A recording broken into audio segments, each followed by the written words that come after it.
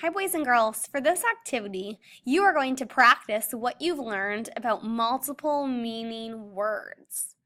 We're going to take what we learned and now put it into context.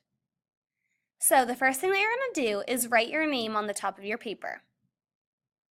Then you are going to read each sentence and color the picture that matches the meaning of the underlined word.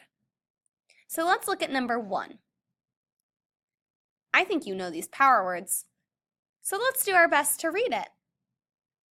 I can it hit the at bat. I can hit the bat.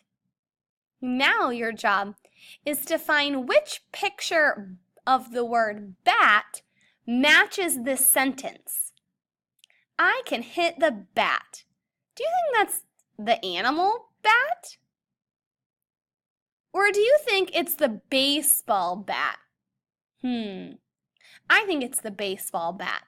So I'm going to get a crayon and color in the bat. Let's move on to number 2. Put the cap on it.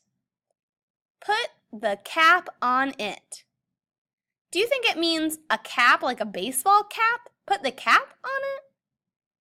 Or look at the arrow. This is pointing to the cap of a toothpaste.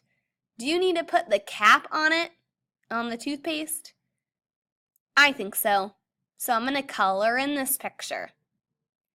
It is your job to go and read the rest of the sentences and color in the correct picture that matches the sentence.